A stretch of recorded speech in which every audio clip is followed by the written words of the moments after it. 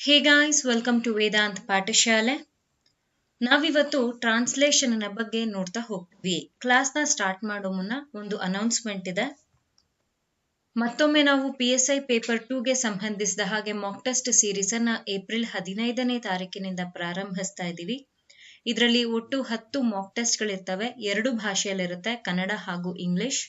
Suppose ನೀವು ಈ ಮುಂಚೆ ಏನಾದ್ರೂ ನಮ್ಮ ವೇದಾಂತ್ ಪಾಠಶಾಲೆಯ ಪೇಪರ್ 1 ಅಥವಾ ಪೇಪರ್ 2 ಮಾಕ್ ಟೆಸ್ಟ್ ಅನ್ನ ತಗೊಂಡಿದ್ದೀರಾ ಅಂತ ಇದ್ದಲ್ಲಿ ನಿಮಗೆ 100 ರೂಪೀಸ್ ಡಿಸ್ಕೌಂಟ್ ಇರುತ್ತೆ.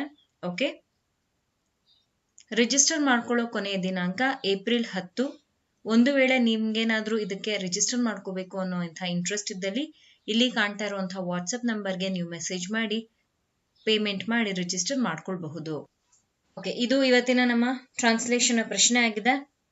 ನೀವು ಬೇಕಿದ್ದಲ್ಲಿ ವಿಡಿಯೋನ ಪಾಸ್ ಮಾಡಿ ಟ್ರಾನ್ಸ್ಲೇಟ್ ಮಾಡಿ ನಂತರದಲ್ಲಿ ನಿಮ್ಮ ಆನ್ಸರ್ಸ್ ಅನ್ನ ಎಕ್ಸ್ಪ್ಲನೇಷನ್ ಒಂದಿಗೆ ಚೆಕ್ ಮಾಡ್ಕೊಳ್ಬಹುದು. ಏನಿದೆ ಓದ್ತೀನಿ, ಕೇಳಿಸ್ಕೊಳ್ಳಿ. ಅಭಿವೃದ್ಧಿಯು ಮಾನವ ಸಂಪನ್ಮೂಲವನ್ನು ಅವಲಂಬಿಸಿರುತ್ತದೆ. ಜನಸಂಖ್ಯೆಯನ್ನು ಜನಸಂಪನ್ಮೂಲವಾಗಿ ರೂಪಿಸುವುದರಲ್ಲಿ ಆಹಾರದ ಪಾತ್ರ ಪ್ರಮುಖವಾಗಿದೆ. ಆಹಾರವು ದೇಹದ ಬೆಳವಣಿಗೆಗೆ, ಬುದ್ಧಿಯ ವಿಕಾಸಕ್ಕೆ ಬೇಕಾದ ಪೌಷ್ಟಿಕಾಂಶವನ್ನು ಒಳಗೊಂಡಿರುತ್ತದೆ. ಸದೃಢವಾದ ದೇಹದಲ್ಲಿ ಸದೃಢವಾದ ಮನಸ್ಸು, ಆರೋಗ್ಯವಂತ ದೇಹದಲ್ಲಿ ಆರೋಗ್ಯವಂತ ಮನಸ್ಥಿತಿ ಇರುತ್ತದೆ. ಓಕೆ, ಹೀಗಿದೆ. ನಾನು ಮೊದಲನೇ ವಾಕ್ಯವನ್ನ ತಗೊಳ್ತಾ ಇದ್ದೀನಿ. ಅಭಿವೃದ್ಧಿಯು, ಹೀಗಂದ್ರೆ ಡೆವಲಪ್ಮೆಂಟ್ ಅಂತ ಹೇಳ್ತಾ ಹೋಗ್ತೀವಿ. ಮಾನವ, ಹ್ಯೂಮನ್, ಸಂಪನ್ಮೂಲವನ್ನು, ಸಂಪನ್ಮೂಲ ಅಂತಂದ್ರೆ ರಿಸೋರ್ಸ್ ಅಂತ ಹೇಳಬಹುದು, ಅವಲಂಬಿಸಿರುತ್ತದೆ. ಅವಲಂಬನೆ ಡಿಪೆಂಡ್, ಅವಲಂಬಿಸಿರುತ್ತದೆ ಅಂದ್ರೆ ಪ್ರೆಸೆಂಟ್ ಟೆನ್ಸ್. ಮೋರೋವರ್, ಇದು ಸಾರ್ವತ್ರಿಕ ಸತ್ಯವಾಗಿದೆ. Yes, that is very true. ನಾವೇನಾದ್ರೂ ಯಾವುದಲ್ಲಾದ್ರೂ ಅಭಿವೃದ್ಧಿಯನ್ನ ಹೊಂದಬೇಕು ಅಂತ ಇದ್ದಲ್ಲಿ ಹ್ಯೂಮನ್ ರಿಸೋರ್ಸ್ ಅನ್ನೋದು ಬಹಳ ಮುಖ್ಯವಾಗಿರುತ್ತೆ. ಎಲ್ಲ ಕಾಲದಲ್ಲೂ ನಾವು ಮಷಿನ್ಸ್ ನ ಮೇಲೆ ಡಿಪೆಂಡ್ ಆಗೋಕೆ ಸಾಧ್ಯ ಇಲ್ಲ. ಹಾಗಾಗಿ ಇದು ಸಾರ್ವತ್ರಿಕ ಸತ್ಯವಾಗಿರೋದ್ರಿಂದ ಅಂಡ್ ಪ್ರೆಸೆಂಟ್ ಟೆನ್ಸ್ ಆಗಿರೋದ್ರಿಂದ ಡಿಪೆಂಡ್ ಗೆ ನಾವೇನ್ ಮಾಡ್ತೀವಿ, ಎಸ್ ಅನ್ನ ಆಡ್ ಮಾಡಿ ಇದು ಪ್ರೆಸೆಂಟ್ ಟೆನ್ಸ್ ನಲ್ಲಿ ಇದೆ ಅಂತ ಇಂಗ್ಲಿಷ್ ನಲ್ಲಿ ಬರಿತಾ ಹೋಗ್ತೀವಿ. ಕನ್ನಡದಲ್ಲೂ ಪ್ರೆಸೆಂಟ್ ಟೆನ್ಸ್ ಅಲ್ಲೇ ಇದೆ ವರ್ತಮಾನ ಕಾಲ. ಇಂಗ್ಲಿಷ್ಗೆ ಇದನ್ನ ಅನುವಾದ ಮಾಡಿದಾಗ್ಲೂ ಕೂಡ ಅದೇ ಟೆನ್ಸಸ್ ಅಲ್ಲೇ ಇರಬೇಕು, ಇದು ಬದಲಾಗಬಾರ್ದು. ಕ್ಲಿಯರಾ? So now let's try to find out subject, verb and object. ಇದರಲ್ಲಿ ಯಾವುದು ಕ್ರಿಯೆಯನ್ನ ನಡೆಸ್ತಾ ಇದೆ ಅದನ್ನ ನೀವು ಫಸ್ಟ್ ಐಡೆಂಟಿಫೈ ಮಾಡಬೇಕು. ಇಲ್ಲಿ ಯಾರು ಕ್ರಿಯೆಯನ್ನ ನಡೆಸ್ತಾ ಇರೋದು? ಡೆವಲಪ್ಮೆಂಟ್. ಡೆವಲಪ್ಮೆಂಟ್ ಅಲ್ಲಿ ಏನ್ ಕ್ರಿಯೆ ಆಗ್ತಾ ಇರೋದು? ಅವಲಂಬನೆ ಆಗಿರುವಂತಹ ಒಂದು ಕ್ರಿಯೆ. ಹಾಗಾಗಿ ನಮ್ಮ ಸಬ್ಜೆಕ್ಟ್ ಏನಾಗುತ್ತೆ? ಡೆವಲಪ್ಮೆಂಟ್ ಆಗ್ತಾ ಹೋಗುತ್ತೆ. ಇದರ ಕ್ರಿಯೆ ಏನಾಗಿದೆ? ಅವಲಂಬನೆ ಅಥವಾ ಡಿಪೆಂಡ್ಸ್ ಅಂತ ಹೇಳಬಹುದು. ಯಾವುದರ ಮೇಲೆ ಡಿಪೆಂಡ್ ಆಗಿದೆ? ಹ್ಯೂಮನ್ ರಿಸೋರ್ಸ್ ಇದರ ಮೇಲೆ ಡಿಪೆಂಡ್ ಆಗಿದೆ. ಕ್ಲಿಯರ್? ಓಕೆ, ಈಗ ವಾಕ್ಯವನ್ನ ರಚನೆ ಮಾಡೋ ಸಮಯ. Let's try to frame a sentence. Development depends on human resource. ನೋಡಿ, ಕ್ಲಿಯರಾ? ಎಷ್ಟು ಸಿಂಪಲ್ ಆಗಿ ನಾವು ಒಂದು ವಾಕ್ಯದ ರಚನೆಯನ್ನ ಮಾಡಿದ್ವಿ ಅಂತ. ಆ ಒಂದು ಕಾರಣಕ್ಕಾಗಿನೇ ನಾನು ನಿಮ್ಗೆ ಪ್ರತಿ ಬಾರಿ ಹೇಳೋದು, ಸಬ್ಜೆಕ್ಟ್, ವರ್ಬ್ ಹಾಗೂ ಆಬ್ಜೆಕ್ಟ್ ಐಡೆಂಟಿಫಿಕೇಶನ್ ಅನ್ನ ಪ್ರಾಕ್ಟೀಸ್ ಮಾಡಿ. ಇದನ್ನ ಕಲ್ತಾಗ ನಿಮ್ಗೆ ವಾಕ್ಯ ರಚನೆ ಬಹಳ ಸುಲಭವಾಗುತ್ತೆ and this will reduce your time. Clear? Okay, ಇದು ಮೊದಲನೇ ವಾಕ್ಯವಾಗಿತ್ತು. ಎರಡನೇ ವಾಕ್ಯ ಇದಾಗಿದೆ. ಜನಸಂಖ್ಯೆ ಅಂತ ಹೇಳಿದ್ದಾರೆ. ವಿ ನೋ ವಾಟ್ ಡಸ್ ಜನಸಂಖ್ಯೆ ಮೀನ್ ಇನ್ ಕನ್ನಡ. ತುಂಬಾ ಜನರಲ್ ಪದ ಇದು. ಪಾಪ್ಯುಲೇಷನ್ ಅಂತ ಹೇಳಬಹುದು.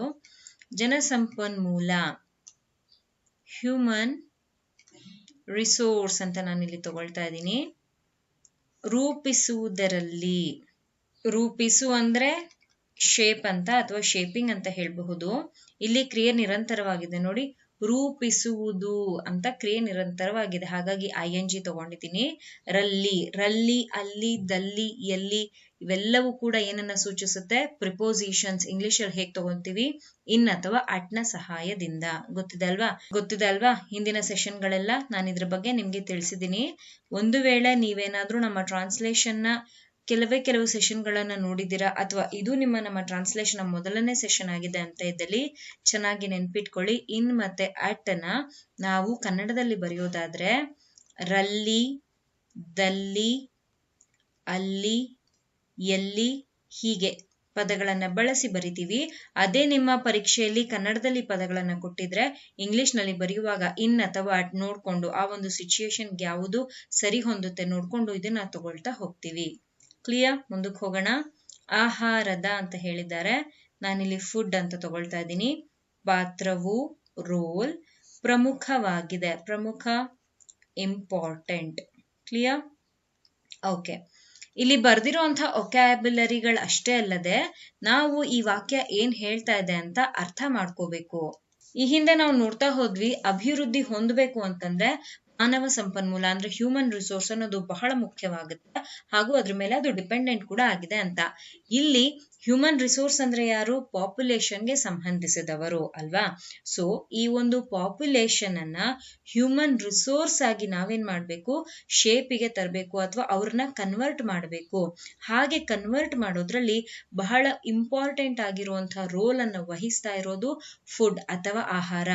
ಒಳ್ಳೆಯ ಆಹಾರವನ್ನ ಒಂದು ಮಗುವಿಗೆ ಕೊಟ್ಟಾಗ ಆ ಮಗು ಬೆಳೆದು ಒಬ್ಬ ಬಲಿಷ್ಠ ಅಥವಾ ಸದೃಢವಾಗಿರುವಂತಹ ವ್ಯಕ್ತಿ ಆಗ್ತಾ ಹೋಗ್ತಾನೆ. ಅದರಿಂದ ಯಾವತ್ತಿದ್ರೂ ನಮ್ಮ ಅಭಿವೃದ್ಧಿಗೆ ಒಳ್ಳೇದಾಗೆ ಆಗುತ್ತೆ. So this is somewhat a summary. ಇದು ಈ ಒಂದು ವಾಕ್ಯದ ಒಂದು ಒಳ ಅರ್ಥ ಅಥವಾ ಸಮ್ಮರಿ ಅಂತ ಹೇಳಬಹುದು. ಈಗ ಇಲ್ಲಿ ಯಾರು ಕ್ರಿಯೆಯನ್ನ ನಡೆಸ್ತಾ ಇದ್ದಾರೆ? ಇಲ್ಲಿ ನಡೆಸ್ತಾ ಇರೋದು ಫುಡ್ ಕ್ರಿಯೆನ. ಈ ಒಂದು ಫುಡ್ ಯಾವ ಕ್ರಿಯೆನ ನಡೆಸ್ತಾ ಇದೆ ಅಂತಂದ್ರೆ ಶೇಪಿಗೆ ತರುವಂಥದ್ದು ಅಥವಾ ಕನ್ವರ್ಟ್ ಮಾಡುವಂತ ಕ್ರಿಯೆನ ನಡೆಸ್ತಾ ಇದೆ. ಯಾರನ್ನ ಕನ್ವರ್ಟ್ ಮಾಡ್ತಿದೆ ಅಥವಾ ಯಾರನ್ನ ಶೇಪಿಗೆ ತರ್ತಾ ಇದೆ ಅಂತಂದ್ರೆ ಪಾಪ್ಯುಲೇಷನ್ ಅನ್ನ ಹ್ಯೂಮನ್ ರಿಸೋರ್ಸ್ ಆಗಿ ಇದು ಶೇಪಿಗೆ ತರ್ತಾ ಇದೆ ಅಥವಾ ಕನ್ವರ್ಟ್ ಮಾಡ್ತಾ ಇದೆ. ನಾವು let's try to write this sentence. Food ಅಂತ ಬರೆಯೋ ಮುನ್ನ ಫುಡ್ ನ ಪಾತ್ರವನ್ನ ನಾವಿಲ್ಲಿ ಹೇಳ್ತಾ ಇರೋದು. ಫುಡ್ ಅಥವಾ ಆಹಾರದ ಪಾತ್ರ ಪ್ರಮುಖವಾಗಿದೆ, ಅಷ್ಟು ನಮ್ಮ ಸಬ್ಜೆಕ್ಟ್ ಆಗತ್ತೆ. ಅದನ್ನ ಹೇಗೆ ಬರೆಯೋದು ತೋರಿಸ್ತಾ ಇದ್ದೀನಿ, ಗಮನ ಇಟ್ಟು ನೋಡ್ಕೊಳ್ಳಿ. ದ ರೋಲ್ ಆಫ್ ಯಾವುದರ ಪಾತ್ರ? ಫುಡ್ ಏನಾಗಿದೆ? Is important. ಯಾಕಿಲ್ಲಿ ಈಸ್ ನ ಬಳಕೆ ಮಾಡಿದ್ದೀನಿ? Because this is present tense and more over this is simple present tense. ಇದನ್ನ ಸಾರ್ವತ್ರಿಕ ಸತ್ಯ ಅಂತಲೇ ತಗೋಬೇಕು. ಸೊ ಹಾಗಾಗಿ ಇಲ್ಲಿ ಈಸ್ ನ ಬಳಕೆಯನ್ನ ನಾನು ಮಾಡಿದ್ದೀನಿ. ಇಂಪಾರ್ಟೆಂಟ್ ಯಾವುದರಲ್ಲಿ? ಇನ್ ಶೇಪಿಂಗ್ ಏನನ್ನ? ದ ಪಾಪ್ಯುಲೇಷನ್ ಅಥವಾ ಜನಸಂಖ್ಯೆ ನೋಡಿದ್ವಿ ಅದನ್ನ. ಪಾಪ್ಯುಲೇಷನ್ ಆಸ್ ಒಂದು ಗ್ರೂಪ್ ಆಫ್ ಪೀಪಲ್ ಇರ್ತಾರೆ, ಅವರನ್ನ ಹ್ಯೂಮನ್ ರಿಸೋರ್ಸ್ ಆಗಿ ನಾನು ಶೇಪ್ ಮಾಡಬೇಕು. ಹಾಗಾಗಿ ಇಲ್ಲಿ ನಾನು ಆಸ್ ಅಂತ ತಗೊಂಡಿದ್ದೀನಿ. As ಏನನ್ನಾಗಿ?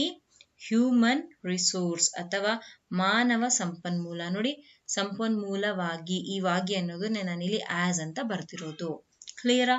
The role of food is important in shaping the population as human resource. The role of food is important in shaping the population as human resource. Okay, ಬನ್ನಿ ಮುಂದಿನ ವಾಕ್ಯದೆಡೆಗೆ ಹೋಗೋಣ. ಹೀಗಿದೆ, ಆಹಾರವು ಫುಡ್ ದೇಹದ ಬಾಡಿ ಬೆಳವಣಿಗೆಗೆ growth, ಬುದ್ಧಿಯ intellectual ವಿಕಾಸಕ್ಕೆ development ಬೇಕಾದ ರಿಕ್ವೈರ್ಡ್ ಪೌಷ್ಟಿಕಾಂಶವನ್ನು ನ್ಯೂಟ್ರಿಯೆಂಟ್ಸ್ ಅಂತ ಹೇಳ್ತೀವಿ, ಇದನ್ನ ಒಳಗೊಂಡಿರಬೇಕು. ಒಳಗೊಂಡಿರು ಅಥವಾ ಒಳಗೊಂಡಿರುವ ಅಂದ್ರೆ ಇನ್ಕ್ಲೂಡ್ಸ್, ಬೇಕು ಅಂದ್ರೆ ಕಂಡೀಷನ್ ಆಗ್ಲೇಬೇಕು. ಸೊ ಹಾಗಾಗಿ ನಾನು ಅದನ್ನ ಮಸ್ಟ್ ಅಂತ ಹೇಳಿ ತಗೊಳ್ತಾ ಇದ್ದೀನಿ. Clear? Now let's try to find out subject, verb and object. ಇಲ್ಲಿ ಏನ್ ಮಾತಾಡ್ತಾ ಇದಾರೆ ಅಂತ ಅರ್ಥ ಮಾಡ್ಕೊಳ್ಳೋಣ. ಅದ್ರ ಬೇಸಿಸ್ ನ ಮೇಲೆ ನಾವು ಸಬ್ಜೆಕ್ಟ್, ವರ್ಬ್ ಮತ್ತು ಆಬ್ಜೆಕ್ಟ್ ನ ಗುರುತಿಸಬಹುದು. ಹಿಂದಿನ ವಾಕ್ಯಕ್ಕೆ ನಾನೊಮ್ಮೆ ಹೋಗ್ತಾ ಇದ್ದೀನಿ. ಇದು ಮೊದಲನೇ ವಾಕ್ಯ ಏನಿತ್ತು? ನಾವು ಅಭಿವೃದ್ಧಿ ಹೊಂದಬೇಕು ಅಥವಾ ನಮ್ಮ ಅಭಿವೃದ್ಧಿ ಡಿಪೆಂಡ್ ಆಗಿರೋದು ಯಾವುದ್ರ ಮೇಲೆ? ಹ್ಯೂಮನ್ ರಿಸೋರ್ಸ್ ನ ಮೇಲೆ. ನಾವು ಕೆಲವು ಜನಸಂಖ್ಯೆ ಏನಿದ್ದಾರೆ ಅಥವಾ ಒಂದು ಪಾಪ್ಯುಲೇಷನ್ ಏನಿದೆ ಅದನ್ನ ಹ್ಯೂಮನ್ ರಿಸೋರ್ಸ್ ಆಗಿ ಕನ್ವರ್ಟ್ ಮಾಡ್ಬೇಕು ಅಂತ ಅಂದ್ರೆ ಅವರಿಗೆ ಒಳ್ಳೆ ಫುಡ್ ಅನ್ನ ಕೊಡ್ಬೇಕು. ಸೊ ಹಾಗಾಗಿ ಫುಡ್ ಅಥವಾ ಆಹಾರವು ನಮ್ಮ ಜನಸಂಖ್ಯೆಯನ್ನ ಹ್ಯೂಮನ್ ರಿಸೋರ್ಸ್ ಆಗಿ ಶೇಪ್ ಮಾಡೋದ್ರಲ್ಲಿ ಸಹಾಯ ಮಾಡುತ್ತೆ ಅಂತ ನೋಡಿದ್ವಿ. ಈಗ ಮೂರನೇ ವಾಕ್ಯದಲ್ಲಿ ಫುಡ್ ಹೇಗಿರ್ಬೇಕು ಅಂತ ತಿಳಿಸ್ತಾ ಇದೆ. ಫುಡ್ ನಲ್ಲಿ ನ್ಯೂಟ್ರಿಯೆಂಟ್ಸ್ ಅಥವಾ ಪೌಷ್ಟಿಕಾಂಶ ಇರಬೇಕಾಗತ್ತೆ, ಹಾಗೂ ಆ ಪೌಷ್ಟಿಕಾಂಶ ಅಥವಾ ನ್ಯೂಟ್ರಿಯೆಂಟ್ಸ್ ಹೇಗೆ ಸಹಾಯ ಮಾಡುತ್ತೆ? ಬಾಡಿಯ ಗ್ರೋತ್ ಹಾಗೂ ಡೆವಲಪ್ಮೆಂಟ್ ಆಫ್ ಇಂಟೆಲೆಕ್ಚುಯಲ್ ಅಥವಾ ನಮ್ಮ ಬುದ್ಧಿಯ ವಿಕಾಸವನ್ನ ಮಾಡೋದ್ರಲ್ಲಿ. ಹೀಗೆ ಹೇಳ್ತಾ ಇದ್ದಾರೆ. ಇಲ್ಲಿ ಕ್ರಿಯೆಯನ್ನ ನಡೆಸ್ತಾ ಇರೋರು ಯಾರು? ಫುಡ್. ಇದು ನಮ್ಮ ಸಬ್ಜೆಕ್ಟ್ ಆಯ್ತು. ಇದು ನಡೆಸ್ತಾ ಇರುವಂತಹ ಕ್ರಿಯೆ ಏನು? ಒಳಗೊಂಡಿರೋದು ಅಥವಾ ಇನ್ಕ್ಲೂಡ್ಸ್.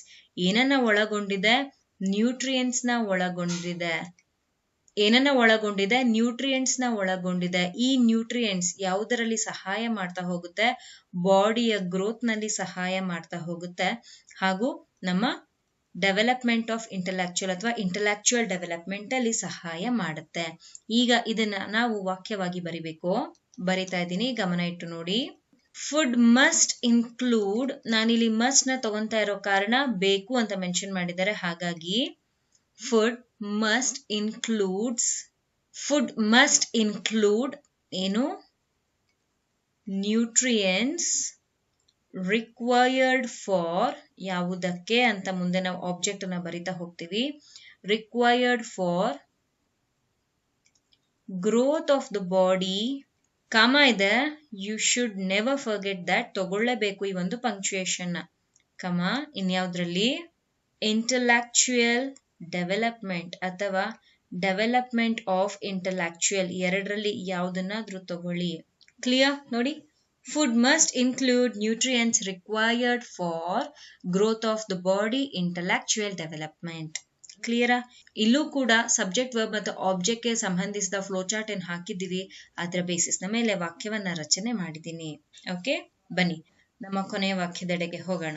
ಸದೃಢ, ಸ್ಟ್ರಾಂಗ್. ದೇಹ, ಬಾಡಿ. ಸದೃಢ ಗೊತ್ತಿದೆ, ಸ್ಟ್ರಾಂಗ್ ಮತ್ತೊಮ್ಮೆ ಬರೆಯೋದಿಲ್ಲ. ಮನಸ್ಸು, ಮೈಂಡ್. ಆರೋಗ್ಯವಂತ, ಹೆಲ್ದಿ. ದೇಹ, ಬಾಡಿ. ಆರೋಗ್ಯವಂತ ನಮಗೆ ಗೊತ್ತಿದೆ. ಮನಸ್ಥಿತಿ, ಮೈಂಡ್ ಸೆಟ್. ಇರುತ್ತದೆ, ಹ್ಯಾವ್. ಓಕೆ, ಸೊ ಇಲ್ಲಿಗೆ ಒಕ್ಯಾಬ್ಯುಲರಿ ಕಂಪ್ಲೀಟ್ ಆಗಿದೆ. ಏನ್ ಹೇಳ್ತಾ ಇದ್ದಾರೆ ಅಂತ ಅರ್ಥ ಮಾಡ್ಕೊಳ್ಳೋಣ. ಈ ಹಿಂದಿನ ವಾಕ್ಯಗಳಲ್ಲಿ ನಾವು ನೋಡ್ತಾ ಹೋದ್ವಿ, ಡೆವಲಪ್ಮೆಂಟ್ಗೆ ಇಂಪಾರ್ಟೆಂಟ್ ಆಗಿರೋದು ಹ್ಯೂಮನ್ ರಿಸೋರ್ಸ್. ಡೆವಲಪ್ಮೆಂಟ್ ನಿಂತಿರೋದೇ ಹ್ಯೂಮನ್ ರಿಸೋರ್ಸ್ ನ ಮೇಲೆ ಅಲ್ವಾ. ಅದಾದ್ಮೇಲೆ ಹ್ಯೂಮನ್ ರಿಸೋರ್ಸ್ ಅನ್ನ ನಾವು ಪಾಪ್ಯುಲೇಷನ್ ಇಂದ ತಗೋಬೇಕು. ಹೇಗ್ ತಗೋಬಹುದು? ಅವ್ರಿಗೆ ಒಳ್ಳೆಯ ಫುಡ್ ನ ಕೊಡೋ ಮುಖಾಂತರ. ಒಳ್ಳೆಯ ಫುಡ್ ಏನೇನೆಲ್ಲ ಇನ್ಕ್ಲೂಡ್ ಮಾಡ್ಕೊಳ್ಳುತ್ತೆ? ನ್ಯೂಟ್ರಿಯೆಂಟ್ಸ್. ಆ ನ್ಯೂಟ್ರಿಯೆಂಟ್ಸ್ ಇಂದ ನಮ್ಗೆ ಬಾಡಿ ಗ್ರೋತ್ ಆಗುತ್ತೆ. ನೋಡಿ ಇಲ್ಲಿ ಕೂಡ ಅದರ ಒಂದು ಶ್ಯಾಡೋ ಇದೆ ಅಲ್ವಾ. ಬಾಡಿ ಗ್ರೋತ್ ಆಗುತ್ತೆ. ಸೊ ಆ ಒಂದು ಬಾಡಿ ಗ್ರೋತ್ ಆದಾಗೆಲ್ಲ ನಮ್ಮ ಮೈಂಡ್ ಕೂಡ ಒಳ್ಳೆ ರೀತಿಯಲ್ಲಿ ಯೋಚನೆ ಮಾಡುತ್ತೆ. ನಮ್ಗೆ ಇಂಟೆಲೆಕ್ಚುಯಲ್ ಡೆವಲಪ್ಮೆಂಟ್ ಕೂಡ ಆಗುತ್ತೆ. ಅದು ಆಹಾರದಿಂದ ಸಾಧ್ಯವಾಗುತ್ತೆ. ಹೀಗೆ ನಾವು ತಿನ್ನುವಂತಹ ಆಹಾರದಲ್ಲಿ ಸದೃಢವಾಗಿರುವಂತಹ ಬಾಡಿ ಅಥವಾ ದೇಹದೊಂದಿಗೆ ಮೈಂಡ್ ಅಥವಾ ಮನಸ್ಸಿರುತ್ತೆ. ಅದರಿಂದ ಆರೋಗ್ಯವಂತವಾಗಿರುವಂತಹ ದೇಹದಲ್ಲಿ ಆರೋಗ್ಯವಂತ ಮನಸ್ಸಿರುತ್ತೆ. ಒಳ್ಳೆ ರೀತಿಯಲ್ಲಿ ಯೋಚನೆ ಮಾಡ್ತಾ ಹೋಗ್ತೀವಿ. ಇದೆಲ್ಲವೂ ಕೂಡ ಡೆವಲಪ್ಮೆಂಟ್ಗೆ ಲಿಂಕ್ ಆಗಿರುತ್ತೆ. ಹೀಗೆ ಹೇಳ್ತಾ ಇದ್ದಾರೆ. ಹಾಗಾದ್ರೆ ಇದನ್ನ ಹೇಗೆ ಬರೆಯೋದು? ಇದನ್ನ ಎರಡು ಬೇರೆ ಬೇರೆ ವಾಕ್ಯಗಳಾಗಿ ಬರಿಬೇಕು. ಮೊದಲನೇದು ಇಲ್ಲಿಂದ ಇಲ್ಲಿಯವರೆಗೆ ಸದೃಢ ದೇಹ, ಸದೃಢ ಮನಸ್ಥಿತಿ. Strong body, strong mind. ಎರಡನೇದು ಇದು healthy body, healthy mindset. ಹೀಗೆ ಬರಿಬೇಕು. ಇರುತ್ತದೆ ಅಂತ ಹೇಳಿದ್ದಾರೆ. This is nothing but a future one. So ಹಾಗಾಗಿ ಇಲ್ಲಿ ನಾನು ತಗೊಳ್ಬೇಕಾಗಿರುವಂತ tense future perfect, will have. ಬರಿತಾ ಹೋಗೋಣ. A strong body will have a strong mind. ಇದು ಮೊದಲನೇ ವಾಕ್ಯ. ಎರಡನೇ ವಾಕ್ಯ ಇದರಲ್ಲೇನೆ ಎರಡನೇ ವಾಕ್ಯ. A healthy body will have a healthy mindset. ನೋಡಿ ಇಲ್ಲಿಗೆ ವಾಕ್ಯ ಕಂಪ್ಲೀಟ್ ಆಯ್ತು. ಓಕೆ, ಸೊ ಹೀಗೆ ನೀವು ವಾಕ್ಯವನ್ನ ರಚಿಸಬಹುದು. ಇಲ್ಲಿ ವಿಲ್ ಹ್ಯಾವ್ ಇರೋದು ಕೇವಲ ಒಂದು ಬಾರಿ ಮಾತ್ರ. ಯಾಕೆ ಎರಡು ಬಾರಿ ತಗೊಂಡಿದ್ದೀನಿ? ಯಾಕೆ ಅಂತಂದ್ರೆ ಸ್ಟ್ರಾಂಗ್ ಬಾಡಿ ಏನಿದೆ ಅದರೊಂದಿಗೆ ಸ್ಟ್ರಾಂಗ್ ಮೈಂಡ್ ಇರುತ್ತೆ. ಹೆಲ್ದಿ ಬಾಡಿಯೊಂದಿಗೆ ಹೆಲ್ದಿ ಮೈಂಡ್ ಸೆಟ್ ಇರುತ್ತೆ. ಎರಡಕ್ಕೂ ಸಪರೇಟ್ ಆಗಿ ಇದು ಅಪ್ಲೈ ಆಗುತ್ತೆ. ಕನ್ನಡದಲ್ಲಿ ಎರಡನ್ನೂ ಸೇರಿಸಿ ಒಮ್ಮೆ ಬರೆದಿದ್ದಾರೆ. ಇಂಗ್ಲಿಷ್ ನಲ್ಲಿ ಎರಡಕ್ಕೂ ಕೂಡ ಸಪರೇಟ್ ಆಗಿ ನೀಡಿತ್ತು ಬರೆಯುವಂಥದ್ದು. ಹಾಗಾಗಿ ನಾನು ಈ ರೀತಿಯಲ್ಲಿ ಬರೆದಿದ್ದೀನಿ. Okay, S. ಸೊ ಇದಾಗಿತ್ತು ಇವತ್ತಿನ ಸೆಷನ್. ಕೆಲವರು ಡೈರೆಕ್ಟ್ ಆಗಿ ಸಬ್ಜೆಕ್ಟ್ ವರ್ಬ್ ಮತ್ತು ಆಬ್ಜೆಕ್ಟ್ ಐಡೆಂಟಿಫಿಕೇಶನ್ ಗಿಂತಲೂ ಇಂಡೈರೆಕ್ಟ್ ಹಾಗೂ ಡೈರೆಕ್ಟ್ ಸ್ಪೀಚ್ ಗೆ ಸಂಬಂಧಿಸಿದ ಸೆಂಟೆನ್ಸಸ್ ಅನ್ನ ತಗೊಂಡು ಡಿಸ್ಕಸ್ ಮಾಡಿ ಅಂತ ಕೇಳಿದಿರಾ. ಅದನ್ನು ಮುಂದಿನ ದಿನಗಳಲ್ಲಿ ನಾನು ನಿಮ್ಮೊಂದಿಗೆ ಡಿಸ್ಕಸ್ ಮಾಡ್ತಾ ಹೋಗ್ತೀನಿ. ಓಕೆ, ಈ ಒಂದು ಕ್ಲಾಸ್ ನಲ್ಲಿ ನಾನು ಮಾಡರೇಟ್ ಆಗಿರುವಂತಹ ಒಂದು ಸಣ್ಣ ಪ್ಯಾರಾಗ್ರಾಫ್ ಅನ್ನ ತಗೊಂಡ್ ಬಂದು ನಿಮ್ಮೊಂದಿಗೆ ಡಿಸ್ಕಸ್ ಮಾಡ್ತಾ ಹೋದೆ. ಮುಂದಿನ ದಿನಗಳಲ್ಲಿ moderate to difficult, easy to moderate, ಈ ರೀತಿಯಾಗಿರುವಂತಹ ವಿಭಿನ್ನ ಪ್ಯಾರಾಗ್ರಾಫ್ ಗಳನ್ನ ತಗೊಂಡ್ ಬಂದು ನಿಮ್ಮೊಂದಿಗೆ ಡಿಸ್ಕಸ್ ಮಾಡ್ತಾ ಹೋಗ್ತೀನಿ. ಓಕೆ, ಈ ಕ್ಲಾಸ್ ಇಲ್ಲಿಗೆ ಕಂಪ್ಲೀಟ್ ಆಗುತ್ತೆ. ಕ್ಲಾಸ್ ಇಷ್ಟ ಆದಲ್ಲಿ ಲೈಕ್ ಮಾಡಿ, ಚಾನಲ್ಗೆ ಹೊಸಬ್ರಾಗಿದ್ರೆ ಅಂತ ಇದ್ದಲ್ಲಿ ಸಬ್ಸ್ಕ್ರೈಬ್ ಮಾಡ್ಕೊಳ್ಳೋದನ್ನ ಮರಿಬೇಡಿ. ಈ ವಾಕ್ಯವನ್ನ ನೀವೇನಾದ್ರೂ, ಈ ಪ್ಯಾರಾಗ್ರಾಫ್ ಅನ್ನ ನೀವೇನಾದ್ರೂ ಬೇರೆ ರೀತಿಯಲ್ಲಿ ಟ್ರೈ ಮಾಡಿದ್ರ ಅಂತ ಇದ್ದಲ್ಲಿ ಕಮೆಂಟ್ ಸೆಕ್ಷನ್ ಅಲ್ಲಿ ತಿಳಿಸ್ಕೊಡಿ. ಸರಿ ಇದ್ರೆ ಸರಿ ಇದೆ ಅಂತ ಹೇಳ್ತೀನಿ, ತಪ್ಪಿದ್ರೆ ಬದಲಾಯಿಸ್ಕೊಳ್ಳಿ ಅಂತ ತಿಳಿಸ್ತೀನಿ. ಅಲ್ಲಿ ನೀವು ಚೇಂಜ್ ಮಾಡ್ಕೊಳ್ಬಹುದು. ನೀವು ನಮ್ಮ ಟೆಲಿಗ್ರಾಮ್ ಗ್ರೂಪ್ ಆದ ವಿಪಿ ಚಾನೆಲ್ ಅನ್ನ ಇನ್ನ ಜಾಯಿನ್ ಆಗಿಲ್ಲ ಅಂತ ಇದ್ದಲ್ಲಿ ಜಾಯಿನ್ ಆಗಬಹುದು. ಅಲ್ಲಿ ಕರೆಂಟ್ ಅಫೇರ್ಸ್ ಗೆ ಸಂಬಂಧಿಸಿದ ಹಾಗೂ ಇನ್ನಿತರ ನಿಮ್ಮ PSI ಹಾಗೂ KS ಎಕ್ಸಾಮ್ಗೆ ಸಂಬಂಧಿಸಿದ ಹಾಗೂ ಉಪಯೋಗ ಆಗುವಂತಹ ಇನ್ಫಾರ್ಮೇಶನ್ ಗಳನ್ನ ಪೋಸ್ಟ್ ಮಾಡಲಾಗುತ್ತೆ. Thank you. Happy learning.